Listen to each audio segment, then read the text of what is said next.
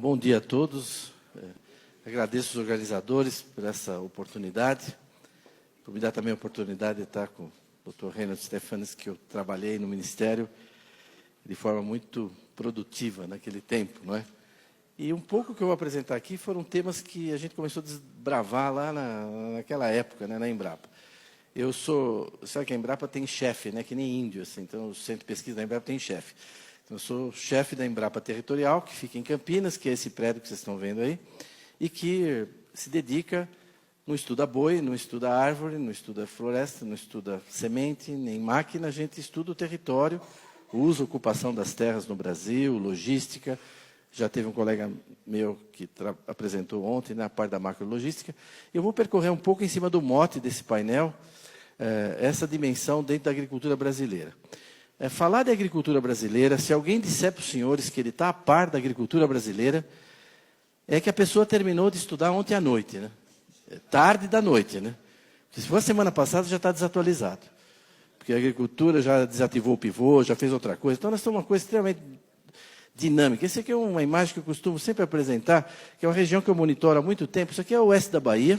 Vocês estão vendo aqui em verde, é pastagem extensiva. Pastagem extensiva. Em vermelho estava começando a produção de grãos, milho e soja, são os áreas de campo de soja. E aqui tinha um pivô de irrigação, não sei se dá para ver aí, roxo, e aqui mais 6 pivôs de irrigação. Isso é 1990. Isso aqui é 2000. Né? Isso aqui é 2010. Né? Isso aqui é 2015. Tanto que já faz 2 anos que o Nordeste ultrapassou o Sudeste em produção de alimento. Eles já passaram de 20 milhões de toneladas.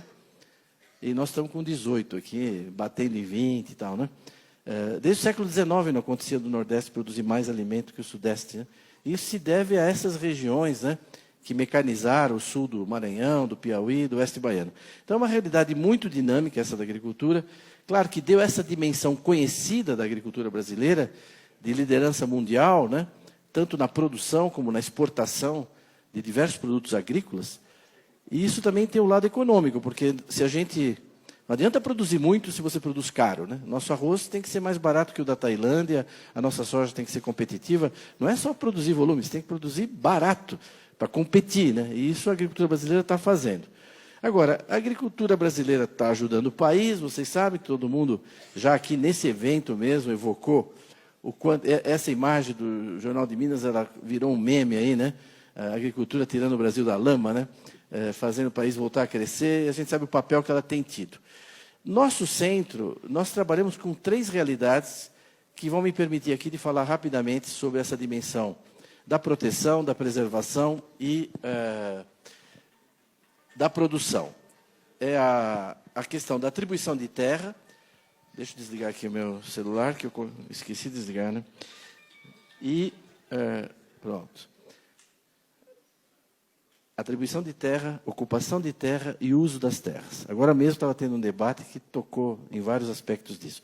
São dimensões parecidas, mas elas não são confundíveis, né? Os agrônomos insistem muito nelas, com razão. Uma coisa é a atribuição de terra, outra coisa é a ocupação, outra coisa é o uso. Eu vou então percorrer rapidamente aqui, talvez 5 minutos com cada uma, para a gente dar uma ideia da situação nacional, e é produto dos trabalhos das equipes lá da Embrapa Territorial. A atribuição de terra é o seguinte: o Estado brasileiro atribui terra. Você tem uma fazenda produtiva, tudo, mas ele pode decidir que vai para a reforma agrária. Acabou, vai. Ele faz um decreto e acabou. Você pode reclamar, TDA, o valor, está desapropriado. E se quiser ampliar um parque nacional, ele amplia. Então, o Brasil, que era grande, ficou pequeno, né? Porque tem muita terra atribuída no Brasil. Em primeiro lugar, nós temos atualmente 1.871 unidades de conservação no Brasil. Se você perguntar qual é a unidade essa, aquela, lá na Embrapa a gente tem o banco de dados de cada uma, quando foi criada, etc. Isso é no sentido da ONU, né? O lato sensu de unidade de conservação, incluindo APAs, né? Áreas indígenas, terras indígenas, tem exatamente 600 redondinhas agora, 14% do Brasil, a mesma coisa. Você perguntar lá na Embrapa, o que é essa área indígena aqui, nós vamos dizer qual é a etnia, se está homologada, se não está. Então, a gente mantém esse banco de dados. Quando você junta a área de unidade de conservação com índio, dá o que a ONU chama de áreas protegidas. Então, isso é um banco de dados que tem na UNEP, está disponível na UCN, também em Genebra. São as áreas protegidas dos países. Quais são as áreas protegidas da Rússia? São os parques nacionais da Rússia, mais as áreas dos índios deles lá, os Kirguizes, os Lapões, não sei o quê. Quais são as áreas protegidas do Canadá? Os parques nacionais do Canadá, mais os territórios das populações tradicionais, dos índios deles lá, os Inuit, os Esquimós. É assim no mundo inteiro. Então, o Brasil tem sobreposição entre índio e parque. No total, 30% do Brasil é área protegida, cadastrada, mapeada, definida, pronto, consagrada. Isso está fora da produção, né? O Brasil já começa a ficar do tamanho da Argentina quando você tira isso. É muito, é pouco? Não sei. Só tem no mundo 10 países que têm mais de 2 milhões de quilômetros. Não tem muito país grande no mundo. O Brasil é um deles, mas só tem 10 com mais de 2 milhões de quilômetros. Então, quanto que esses países protegem? Eu baixei os dados lá desses países. Eles protegem 10% do seu território. Nós protegemos 30%. Eu não sei se é muito, se é pouco, 30%, mas é o campeão em termos absolutos e em termos relativos. Não sei se é muito, mas apanhar dizendo que o Brasil não protege suas florestas, ser acusado de não proteger a sua vegetação nativa, é um absurdo, porque é um país que protege 3 vezes mais do que os outros países. E o que os Estados Unidos, a Rússia, o Canadá, o que eles protegem? Eles protegem o deserto de Sonora, o deserto de Mojave, o deserto da Mongólia, o deserto da Austrália, pode ver aqui nas imagens. Nós temos Shape Fire. Por exemplo, olha aqui a Argélia. Ela protege 7,5% do seu território. É o deserto do Teneré, o pior local. Eu fiz meu doutorado no Níger, é uma região que eu conheço. O deserto do Teneré é o pior local do Saara. Você, para ir lá, você tem que ter 5, 6 Land Rover, senão não é autorizado a entrar lá. Essa é a área protegida da Argélia. Então, tá bom você falar, a Argélia protege? Protege, está lá, 7,5% do território. O que ela protege?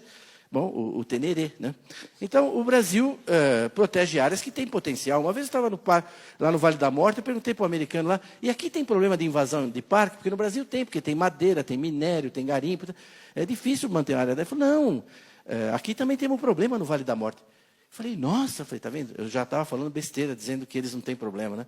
Vocês têm problema de invasão? Ele falou, tem. Eu falei, quem que invade aqui? Não, os motocross, vêm fazer cross aqui sem autorização. Eu falei, tá bom. Eu falei, para nós lá no Brasil, eu já estou trocando.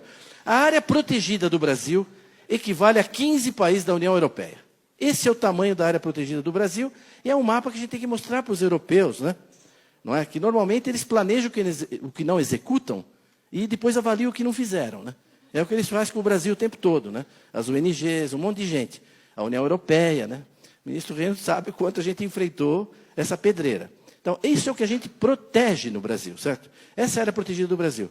Por que a gente protege tanto? Por um monte de razões, mas também por razões como essa. Esse movimento, que talvez tem gente aqui que conhece, se não, vale a pena entrar na internet e procurar Farm Here, Forest There. Esse aqui é um documento de 80 páginas. O que eles dizem nesse documento? Eles dizem o seguinte, nos próximos 20, 30 anos, vai ter um mercado adicional de alimentos no mundo, adicional, de 40 bilhões de dólares. É os Estados Unidos que tem que ficar com esse mercado. Os agricultores dos Estados Unidos. O único país que pode pegar grande parte desse mercado da gente é o Brasil. Então, ao invés de dar subsídio para nós, está escrito aqui, ó. Ao invés de me dar subsídio, dê dinheiro para as ONG no Brasil impedir a expansão da agricultura brasileira. Isso está dito lá, né? Então, bom, não é teoria da conspiração. Fala, teoria da conspiração. Não, pega lá, entra no site. É financiada pela União dos Produtores de Milho dos Estados Unidos. Isso aqui é um pôster que saiu agora, né? Want to protect farm and ranch here? Protect forest there, né? Agora, eu acho que o americano está certo, sabe? Vocês bateram palma para elogiar eles, né? Eles estão protegendo a agricultura deles. Eles estão no papel deles. Agora, tem gente aqui que está trabalhando também para isso, né? Aí já é um problema mais delicado, né? Enfim, além disso, o Estado atribui terra para a reforma agrária. Nós temos hoje no Brasil quase 9.500 assentamentos que detêm uma área de 88 milhões e meio de hectares. Quer dizer, é 1,5 vezes a área da produção de grãos do Brasil. Esses 240 milhões de toneladas, a gente produz uma área que é muito menor que essa. 10% do Brasil está na mão do INCRA e institutos correlatos em alguns estados, né? Quer dizer, é um Terrabras, né? Tem Eletrobras, tem a Avibras, tem o Terrabras, o INCRA, o maior latifúndio do país, né? 10% do país. Se você tirar aqueles 30% que não pode usar, na realidade o INCRA tem quase 20% do Brasil, está na mão do INCRA. Será que falta terra para a reforma agrária? Pode ser que falte ainda em algum lugar, mas nós já demos bastante terra, hein? Vocês não acham? 20% do Brasil, não está de bom tamanho? Os grãos, nós estamos com... Isso é 1,5 vezes, quase a área de grãos. Nós atribuímos terra para quilombo. Eu lembro na Constituinte que eles diziam que era de 8 a 12. Um quilombo em Trombetas, outro não sei onde. Bom, é 296 já, né? Quase 3 milhões de hectares. Então, o Brasil, nos últimos 15 anos, ficou desse jeito aí, ó, tá vendo? Tudo isso é área legalmente atribuída pelo Estado. Tente construir uma ferrovia. Aqui, vamos visualizar tudo isso numa coisa única, né? Não, a escolha da cor é mera coincidência, não tem nada. Não. Então, então, quando a gente olha, nós temos hoje 12.500 terras legalmente atribuídas, né? É bom já ir se acostumando, né? Então, 37% do país está legalmente atribuído. Tente fazer uma rodovia aí. Ah, mas aqui pode fazer agricultura no branco? Pode, vai de helicóptero, planta de helicóptero, sai de helicóptero.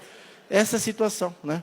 Então, eu não queria gastar mais tempo nisso, que já estou ultrapassando aqui o que eu previ. Essa situação das áreas legalmente atribuídas. Está bom? Não, não está. O pessoal quer mais unidade de conservação, o índio quer mais terra, a reforma agrária quer mais terra, os quilombolas querem mais terra. Uma vez eu fiz uma reunião com o presidente do Brasil, o ministro deve lembrar, não, mas é legítimo o índio. Eu falei, não, é legítimo, o problema não é legitimidade, não cabe, não cabe. Eles estão querendo 6 milhões de quilômetros a mais. Eu dei uma sugestão até lá, talvez o ministro lembre, falei, olha, presidente, o senhor anexa o Uruguai, a Argentina e a Bolívia.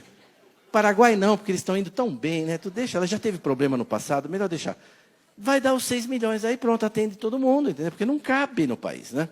Então, isso é atribuição de terra, certo? Um país que atribui 30% do seu território para proteção.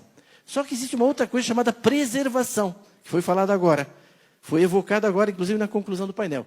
É que a área que poderia ocupar, na realidade, não pode, né? Se você olhar aqui, vamos voltar aqui. O governador do Amapá, ele só anda nesse cinza aqui, ó.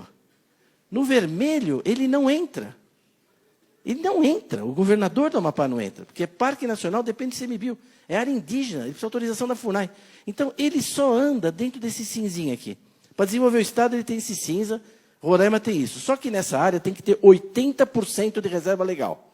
Porque como o Estado não está quase protegido, é importante que a agricultura, não é, preserve 80% da área que sobrou, né?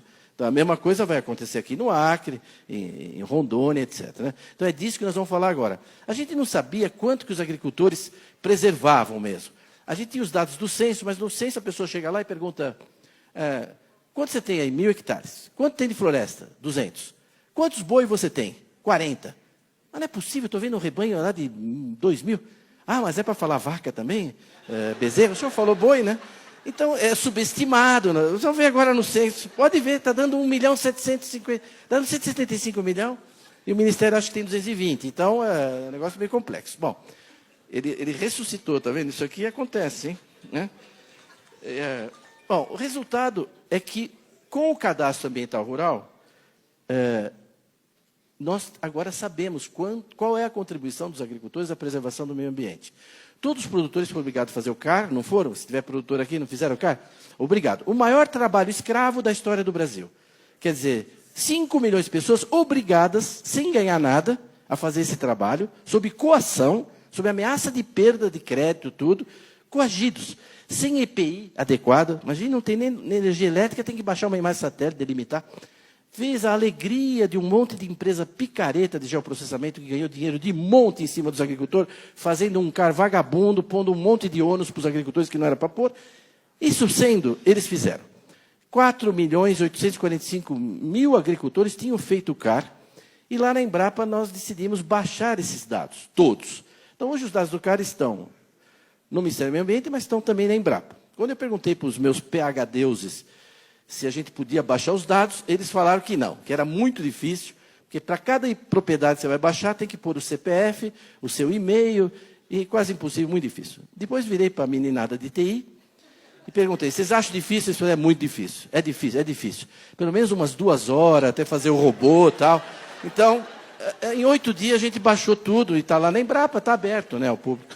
Enfim, então nós sabemos, nós pudemos, então aqui estão vendo uma imagem de São Paulo, o que está em verde é as áreas de APP. A gente imaginava que os agricultores iam ter coisa muito separada, uma matinha aqui, acolá, tudo assim segmentado.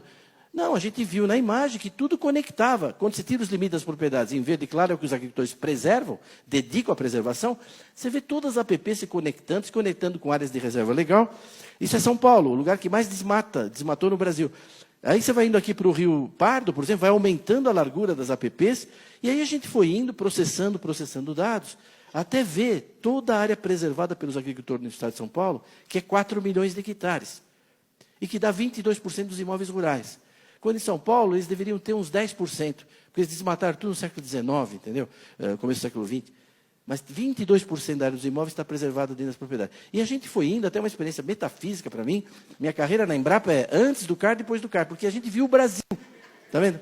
Tudo isso aqui, com 10 metros de detalhe, nós temos isso na Embrapa, eu posso, se tivesse no computador, ir fazendo zoom até chegar em cada imóvel, dos quase 5 milhões, com 10 metros de detalhe, todas as áreas que os agricultores, não é, pecuaristas, etc., seringalistas, estão dedicando ao meio ambiente. Bem, o total disso, 218 milhões de hectares. Vocês entram no site da Embrapa, tem lá os dados por região, por estado, por micro-região, tem os mapas, tem tudo lá. Isso é metade da área dos imóveis brasileiros. Então, o agricultor brasileiro é o único no mundo que cultiva metade. Todo agricultor tem uma propriedade rural, ele usa não sei quanto, no mundo inteiro. No Brasil, só metade. Na Amazônia, menos que metade. Aqui no Sul, mais que metade. Mas no país todo dá isso. Dá 25,6% do território nacional está preservado pelos produtores rurais. Ora, se eu preservo aqui em Forquilinha, vamos falar um lugar, né? Ou em Naumitox, né? 300 hectares dos meus 1.000, aqueles 300 hectares tem um valor, não tem? Quanto custa a terra lá no município de Castro? O hectare custa tanto. Então, hectare para milho, para soja, para floresta. Então, nós temos essa base de dados da Embrapa e nós fomos calculando, município por município, imóvel por imóvel, qual o valor patrimonial que o agricultor está imobilizando em prol do meio ambiente. Né? Bem, o total deu 3 trilhões, cento e tantos bilhões. Então, eu pergunto para os senhores, qual categoria profissional no Brasil, bombeiro, jornalista, pesquisador, militar, dentista, médico, qual categoria profissional dedica do seu patrimônio pessoal, privado, e mobiliza 3 trilhões em prol do meio ambiente? Qual? Eu não conheço. E mais, essa é uma poupança que você é obrigado a pôr 100 mil, não remunera nada, não pode retirar, e ainda tem que pagar todo ano para manter na poupança. Porque se pegar fogo, a culpa é sua. Tem que fazer acero. Se o animal invadir, a culpa é sua, tem que manter cerca. Se vierem roubar madeira à noite, a culpa é sua, tem que pôr vigilância. Nós não terminamos ainda, mas nós estamos calculando o custo de manutenção dessas áreas anuais e achamos que os agricultores estão desembolsando aí por ano e gastando do seu tempo, tudo com isso, quase 20 bilhões de reais. Então, quando você junta a área protegida, está claro, a área protegida, os parques e tal, com a área preservada, dá metade do Brasil. Metade do Brasil, certo? Isso equivale a 28 países da Europa. Então, nós estamos protegendo e preservando uma área igual à União Europeia. Ainda cabe umas 3 Noruegas de sobra aí. Só por causa da Noruega andou falando besteira, né? Então, está aí. Agora, além disso, nós temos aqui, se vocês olharem aqui, está vendo esses brancos aqui? Isso aqui é terra devoluta. Rio Amazonas, água, inundável. E ainda falta cadastrar um pouco de agricultor. Tem uma área militar grande aqui, o Cachimbo. São áreas que estão preservadas. Quando você junta tudo, dá 66,3% do Brasil dedicado à preservação da vegetação nativa e da biodiversidade. Por quê? Porque é o país mais rico do mundo, é um país que já resolveu todos os seus problemas de saneamento, de saúde, de infraestrutura. Não é? Bom, a Sanepar pode atestar aqui como o país já resolveu tudo. E aí, como nós temos um fundo soberano que as nações invejam, a maior renda per capita do planeta, a gente fala, vamos deixar, né, 3/4 aí para a turma, né, ajudar o planeta, né? É normal. Dá 48 países e territórios da Europa, quando você junta tudo isso. É bom porque já tem os ucranianos aí, se tiver, a Ucrânia cabe dentro também disso aí. Né? O polaco, está todo mundo aí. A Letônia, Estônia e tal. Então, esse é o queijinho do Brasil, que a gente chama de... Eu vou passar 2 minutos, posso do meu tempo, rapidinho. Vocês autorizam 2 minutos? Eu falei, bom, então tá bom, ministro, então bom. Ele falou, então, ó, quando a gente faz o queijinho do Brasil, dá isso, ó, 1/4 do país preservado pelos produtores. Unidade de conservação integral, terra indígena, aquelas terras devolutas e não cadastradas, no total, 66%. A agricultura usa 30%. Só que para a lavoura, 7,8%. A gente cultiva toda a produção de cana, toda a produção de soja, de milho, de algodão, de fruta, 7,8% do território. É pouco, né? Então, esses são os números que vocês têm que sair com eles na cabeça daqui. A gente só cultiva toda essa produção agrícola, 7,8% do Brasil. Tem as pastagens, né? Que uma parte até significativa é pastagem nativa, com vegetação nativa. Pantanal, Pampa, Caatinga, etc. Então, não tem nenhuma categoria profissional que preserve mais o meio ambiente, dedique mais recursos a isso, do que os produtores rurais brasileiros. Então, isso tem que ser conhecido, isso tem que ser dito. Eu estou feliz que agora, no voo que eu vim para cá, eu trouxe uma para deixar com o ministro Reynolds e com quem tem interesse, a revista de bordo da Azul, agora, no avião, está com essa matéria de uma página sobre o nosso trabalho da Embrapa Territorial e falando que os agricultores são os que mais preservam. Até que, enfim, né, alguma coisa começa... Então, para ser reconhecido, alguém falou de serviços ambientais antes,